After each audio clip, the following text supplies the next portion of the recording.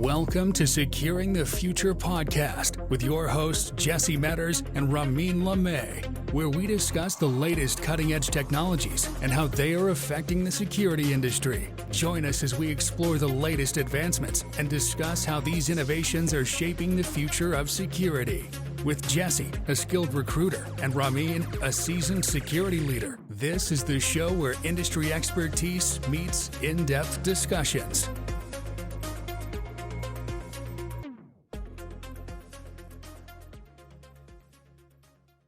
We are real excited for another episode of Securing the Future podcast. And you know what? One of the reasons I'm actually excited is because Ramin finally wore a V-neck today. So I'm very happy. We did not prep our guest, Chris Foulon, which we're so excited to chat with you, Chris. Welcome to the show. And Ramin, if you want to say hi to everyone. What's up, guys? So really excited for us to dive into a topic today, get to know Chris a little bit, hear his story. But most importantly, we want to talk about how we can address this talent gap, especially if you're a leader looking to find a way to continue to build your team in a down economy. That can be quite challenging. Chris has some incredible insight into that he's going to be sharing today. And we'll title this Developing a CI/CD Pipeline of Cyber Talent, which I love the topic. I love how you talk about this, Chris. So real excited to dive in. But first of all, warmer welcome to the show, Chris. Thanks for coming on with us today. Thank you. Chris is a very successful security leader. He's currently a vCISO and does a variety of different consulting gigs for major companies. He is a published author of a couple different books and also runs a career coaching school. So, Chris, love to hear a little bit of your story. How did you get into security in the first place? And just kind of walk us through a little bit of your background. Well, I'll start from the very beginning. While I was a kid in the Caribbean, the island tech, she was working on our business computer and had all the guts spilled out because she needed to upgrade the hard drive so that they could upgrade from Windows 95 to Windows 98, and I got sucked in. Ever since then, spent my young summers at an internet cafe removing viruses and eventually doing the first upgrade to Windows XP and then teaching my mentor the skills around that. Fast forward through my career, I eventually decided in 2008 when everything crashed, I wasn't doing cybersecurity, I wasn't doing IT, to just, if I'm going to have to work so hard to make a living in this down economy of 2008, might as well go back and do something that I love doing. So I quit my job. I decided that I was going to go down this IT path once and for all, and got some certifications. I took studying for them like I would any educational program and not just go in, memorize, pass certifications.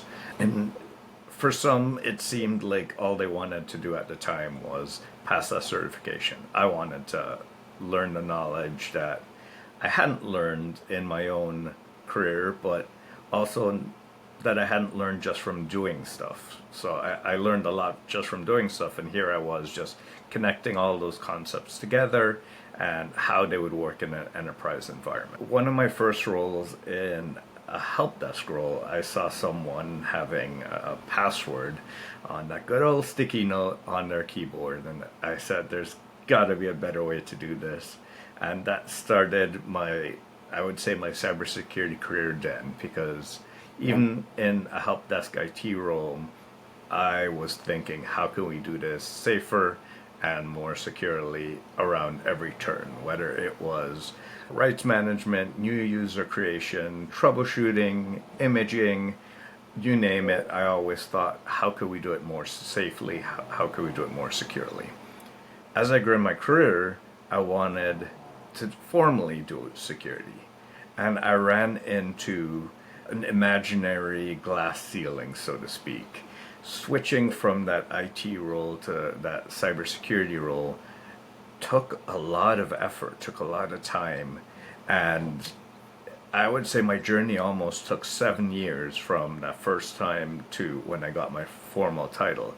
And that really made me want to give back to others looking to do the same. And that's where I got the idea with Renee Small, my co-host and guest host at this point. She was a recruiter also facing that same problem. And we decided to start breaking into cybersecurity podcast because literally it felt like breaking that glass ceiling into cybersecurity is what I had to do and what others were facing to do. We knew there was no one way in because it was such a green field at the time. 5 years ago, still a green field. Today, still an evolving field. I would say a little more mature with regards to some of the titling, but we wanted to get individuals that had just broken in within the past 5 years to all share their diverse experiences. Along the way, wrote a couple books, how to create your cybersecurity career path, and then how to hack your cybersecurity interview with some great co-authors, Ken Underhill, Gary Hayslip on the Path book, and Tia on the hacking in your cybersecurity interview. For myself, in the past 5 years, I grew to formalizing a coaching program where I helped senior leaders go from that tactical approach to a more strategic approach, also to work more with the business, to be able to communicate and understand how businesses approach cybersecurity, because most of the times security leaders were always focused on what they needed to do tactically to deliver a secured program, but that didn't always align with the business mission. So have them change their frame of mind as to how they're thinking about solutions and how they could better work with the business. And myself as a security consultant, what I did day to day, I also took that approach into my consulting role on a day-to-day approach, whether I was an internal stakeholder or an external stakeholder. I approached it with that coaching and consulting mindset. It's interesting, Chris. Your background's kind of opposite of mine. So I started my career in security and then wanted to get away from security, and then came back to security. But it's interesting, though. We both, I think, share in common. We're generalists at heart, right? And there's a few books that I've read on the topic of specialized versus kind of more of a generalist. And the more I learn about that and that approach and how we learn different as generalists, it's a completely different way of engaging us. And as we embrace more the generalist and embrace more the approach of learning, we want diversity. We want the challenge of putting on those type of roles and being able to go deep into them and then come back out and then learn another topic. And it's, as you talk about that, I kind of hear a similar path that I went on for my own journey, regardless of the topic. But in terms of the generalist, right, I can hear how what drives you, right? Even the diversity of writing books. And you mentioned you're doing a podcast as well, and just reaching out and wanting to kind of try different things. It really does resonate that you are a generalist and you're a strong communicator, and you think about security in that way. My background in security started off very technical. I started off as a SOC analyst, so I would say that's a very different way of thinking about security compared to like a security leader today trying to communicate risk to other executives. So I really appreciate your intake or your input and really your background. Yeah, and I'd say as you grow in your security leadership journey, you have to become more of a generalist. You might have been that SOC manager, you might have been that DLP or infrastructure manager for security infrastructure, but as you grow into that leadership role, you almost have to step away from that hands-on keyboard technical approach and be able to see, okay, from the infrastructure perspective, how does that integrate with the business? What are the core resources that rely on this to function, and what are the critical components that I need to worry about? And those are the types of things that as a technical manager you don't think about, because you just want to think about how does my infrastructure run, Am I delivering what I need to deliver? And that's it. Then you pass it up the ladder. As you go up the ladder, you have to think the total opposite. How do all the core components from below interact with the larger business to ensure that we're helping them deliver on their business mission? Absolutely. It's that siloed world typically that you see in a corporate environment, right? As your subject matter expertise, you're in a bubble, right? And as you go up in your career, you're like, there's others here too. And I need to play with them, play well. Nicely. Yeah, no, absolutely. No, it's cool to hear your progression, Chris, and the fact that you also started a podcast with a recruiter. Seems kind of similar to Ramin and I. I think it does go well together, and it's great that you guys are continuing to evangelize this to the world, right? To encourage those that really want to pursue a career in cybersecurity, some of those tactical steps in preparation, because I think there's a lot of misinformation that's been put out there, especially the statistics around how many open jobs and how in demand cybersecurity is. And we need kind of a set of reality to, hey, this is not an easy process. It's not easy to get your foot in the door, but it's possible. And here's some of the steps that you need to take. So that's fantastic. And I guess as we talk about talent, there is a lot of different ways that we can go into this conversation. But I think right now, I talk to a lot of cybersecurity leaders, and the frustration I'm hearing is their teams are overworked because budgets are being squeezed, and some companies, of course, we're seeing a lot of layoffs to try to increase profit for the investors. So as a security leader, how do you not get burned out right through this when you know there's certain things that have to be done, or else your company is at a major risk for a security breach? And so you have come up with a really good process of thinking the same way that you think about DevOps, right? An agile development process where you're continually integrating and continually deploying. And how do you think about almost that same concept as a leader to develop a talent pipeline? So I'd love to hear what you have kind of built in your mind, what you've seen work, how you've been teaching this and evangelizing this. So this spread from my work at a nonprofit called Whole Cyber Human Initiative, where we wanted to be able to help individuals that were not in cybersecurity, and primarily we started from a veteran perspective, transition into the cybersecurity work pool. And we wanted to find a way that we could create a path that helped them get from, I don't know much about cybersecurity, but I'm interested, to I can start in this very niche vertical and start to grow my way up. Because most of the times you do have to start as a specialist before you can grow up to a generalist. Most companies do want to hire someone that has that niche, that can go and deliver in this specific area, and that leads to some of the high job numbers that you talked about, but that's a whole different story. So I like to think about the workforce in three stages. In the current workforce, so people that are working today, whether they are in cybersecurity or not. And then we can think about the incoming workforce as those that are still in their educational phase or finishing up their education, and you're the next set of individuals that are going to be coming into the cybersecurity work pool.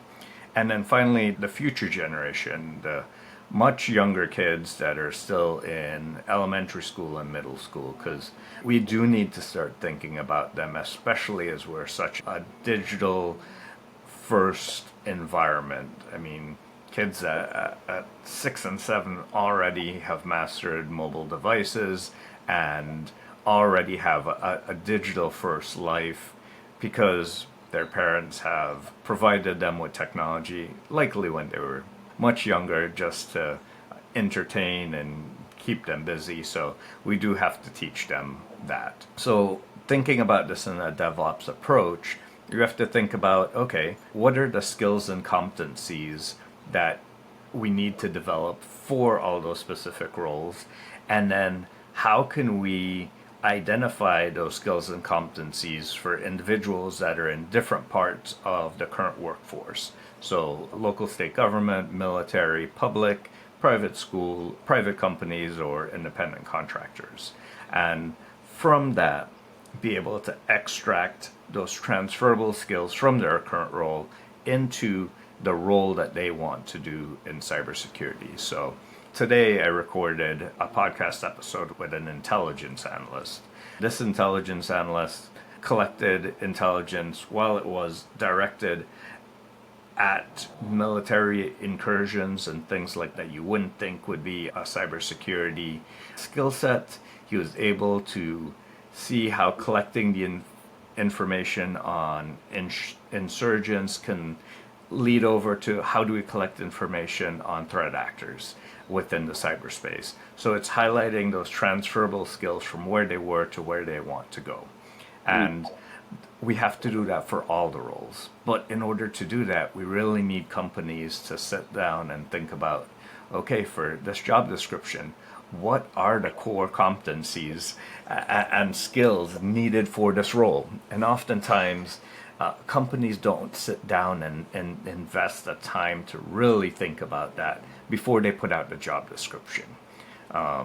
Unfortunately, they might copy and paste the individual that just left their experience into that job description without thinking that this individual was in that role for 2-3 years, and maybe when they came into that role, they didn't have those skills and competencies. So how do we even think back from what's really needed to what you had when that individual left, to really drill it down to what does Jesse need to go out and hire for that entry-level role? And most of the times it's 50% of the job description that they put out is what they really need.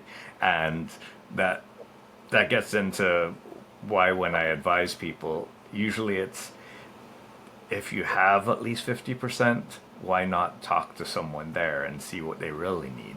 Because most of the times the in between the job description is different from what the job description really is.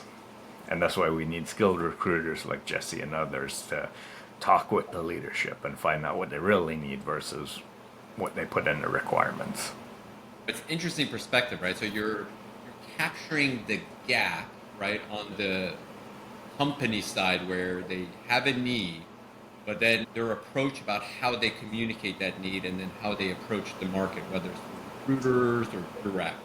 Jesse and I have talked about that numerous times about the extra effort, right? And a lot of times when I engage with companies doing consulting, I notice security is like a mystery box. Even for CTOs, CIOs, that security reports under.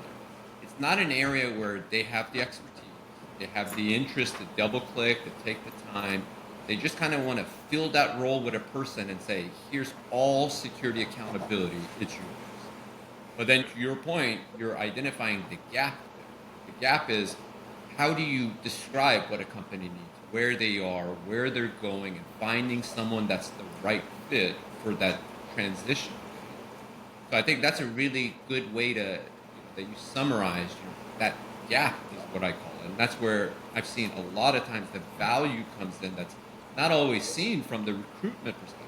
And a lot of times people look at recruiters as someone that just goes and finds you talent, but a lot more of what they do is communicate the gap that you have or had, and then they create that vision of where you're going, and then see if the talent they're interviewing or looking at can fit into that box either today or in the future.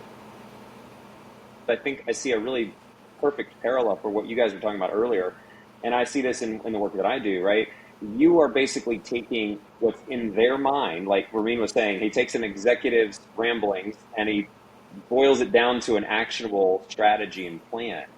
And so you're taking requirements and you're translating them into what is a proper job description that's going to attract the right candidates based on what's available in the market. And I think there are multiple parts of that process that are misunderstood or not well thought out.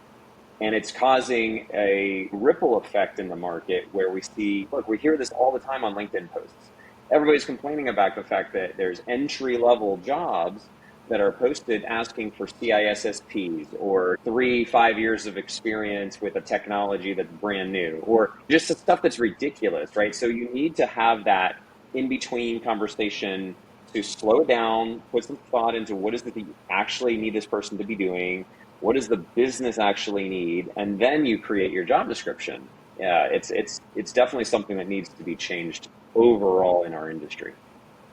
And one of the tools that I frankly think is really underutilized is that there's a work effort done by NIST to create a workforce development framework that really breaks down a lot of these roles into these core skills and competencies. And while it was done from a government perspective, it's highly translatable.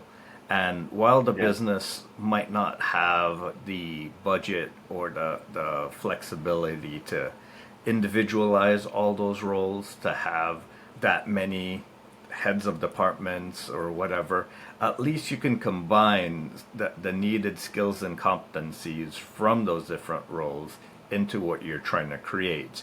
And that communicates better to the market what you really need.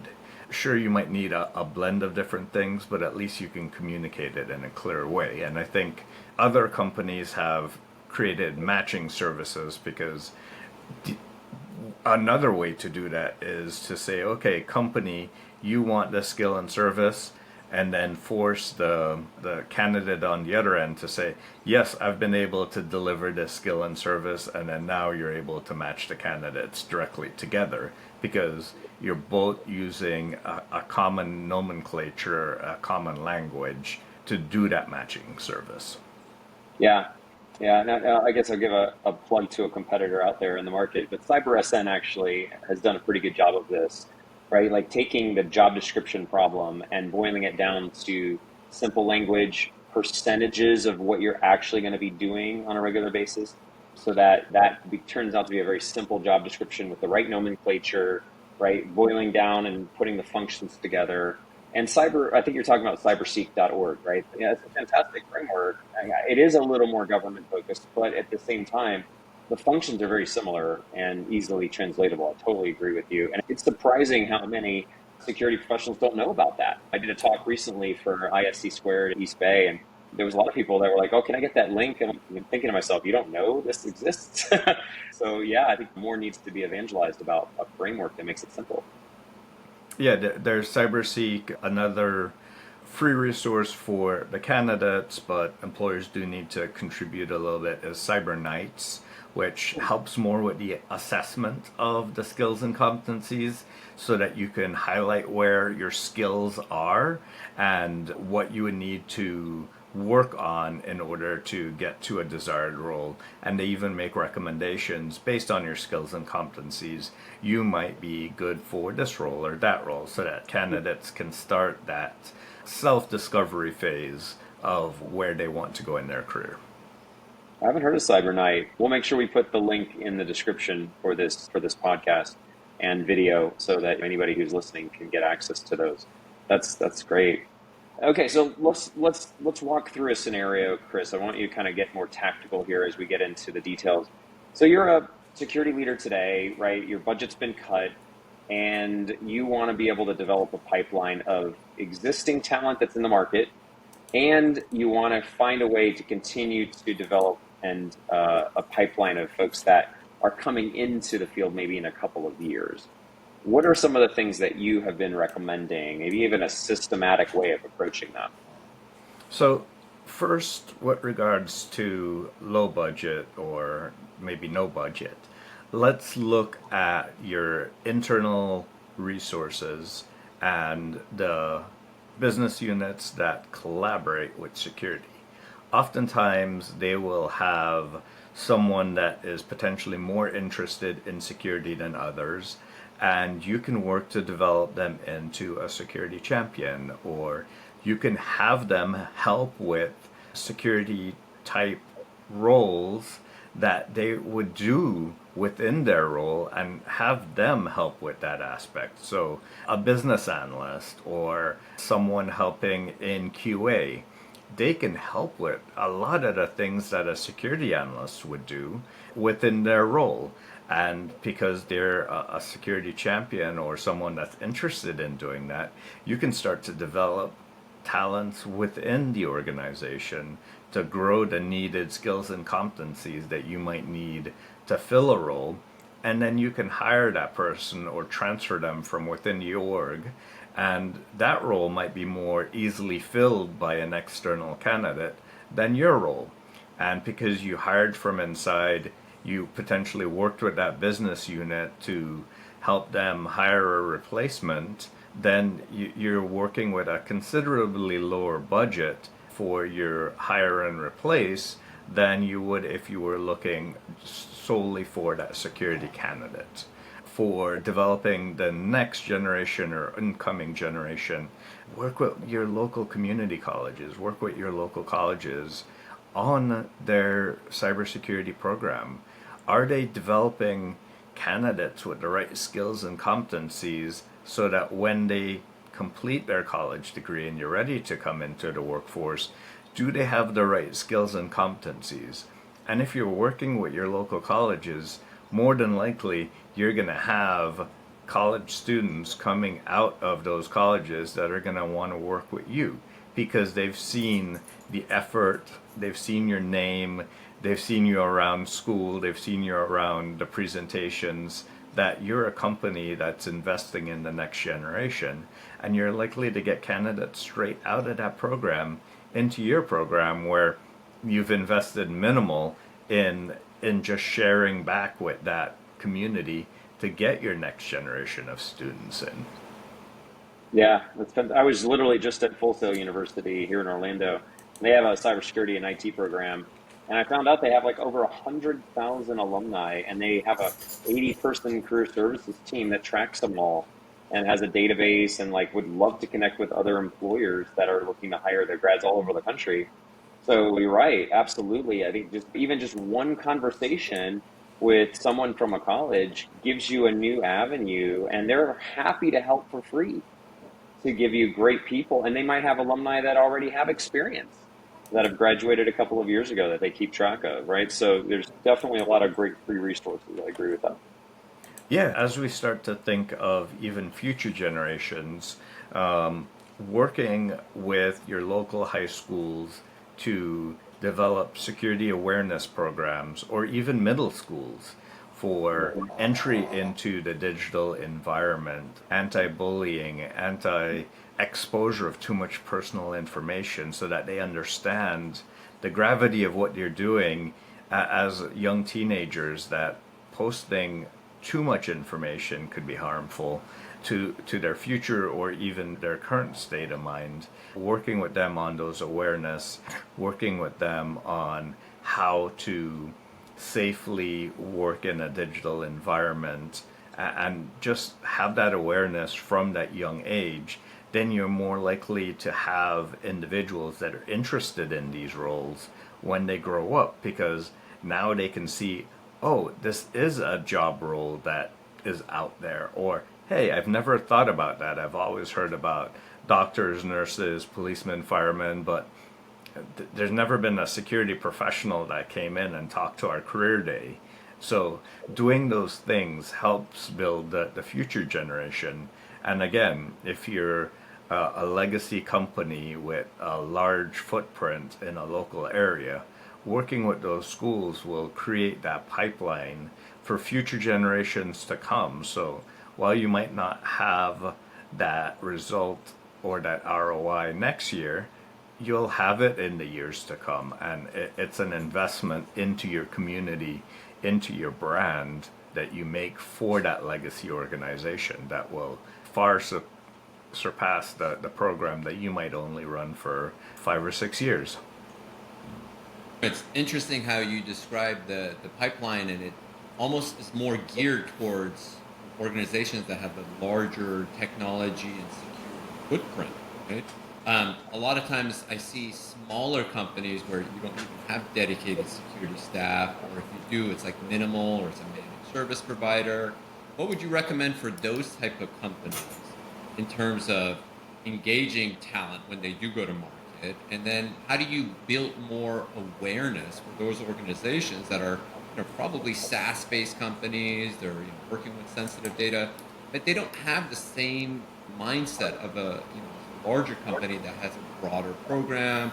They're more embedded, as you mentioned, into their communities, perhaps through like universities. I would say the same way.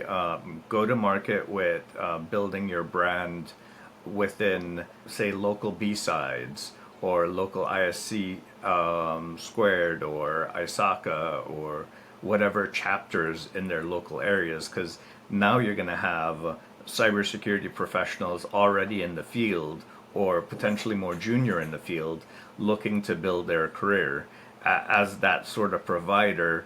By building your brand within those chapters, within those security conferences, you can get professionals that are already in the workforce that might be thinking of looking at a new role to consider you as a potential employer. It's a really good take. And I know you do some VSO type roles as well. I'm curious to get some stories from you around some of those roles you've taken on where maybe security wasn't necessarily a topic that's top of mind for the executives, and how you've maneuvered those and how you've had success kind of bridging some kind of communication gap where security doesn't seem to be the focus, but then they want everything secure, right? Well, I would describe it to them more as a business risk. So you have to be able to talk in their language. Outside of the security silo, it's not a vulnerability, it's a risk to the business. So you have to talk about it in their language and share how either security can enable them to go faster and safer, how security can help them save money and make things more efficient, and then how security can make things more resilient and be able to help them recover faster if there is a potential incident, as well as maintain their brand because they had a great response to a security incident, because they had security in mind as a way to minimize their business risk. Now they have an approach to restore and recover and communicate that clearly with their customers that this is something that they have as part of their program. And while they might not have a lot of individuals leading that, it's something that they've considered. Yeah, no, I agree with that. I think one of the things that would be cool as we get close to wrapping up here would be like a really specific story, Chris, of how you have seen this play out, let's say for someone that you've helped advise on this idea, or yourself, right? In your experiences as a leader, where you implemented some of these practices and you had the payoff. I was curious if you have like a real specific example. So I would say an example is around building a security champion program. Within my last role, it was something that was kind of what's the ROI that the business is getting from committing developers to review the security vulnerabilities in a certain area, and like what value do they get from it. And I had to share that sure, they might be devoting some time to remediating vulnerabilities from another team, but in that situation, they were also learning better coding, how to identify vulnerabilities, and how to implement risk mitigation strategies that they can then share with the rest of their team. They can share how they were able to reduce the number of defects produced in coding that never made it to production, how they save time because now they don't have to go back and rebuild things from scratch, and then share that with other development teams to grow the program. So that was something that I was able to work on, and some of the strategies that I was able to use in growing that program. I like how you describe this similar to your response to building your pipeline of talent, right? All this takes time. All this takes investment. And in the future, right? Not 10 years from now, but at some point in the future, you're going to start seeing where your investment starts returning, right? There's less vulnerabilities being introduced earlier in the process, less defect having to be reworked, and you're more secure, right? These are harder to measure compared to traditional ways that software development is measured, right? So I like where the theme of what you're mentioning, right? The theme of what you're talking about is more focused around investing. It's focusing on the mindset that goes into it.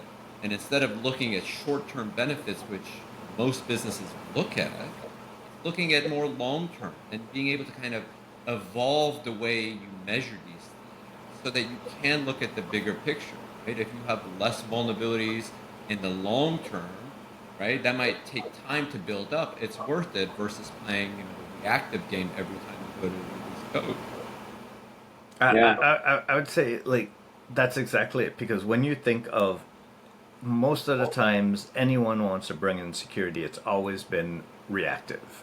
An incident, a resiliency issue, an outage, it's always in response. Now, if you work with the business proactively and think about where are they going in the next 6 to 9 months, how does your infrastructure, how does your solutions line up with where you're going and how you can make them more resilient? Now you start to be more proactive and you start to engage with them on what you're developing.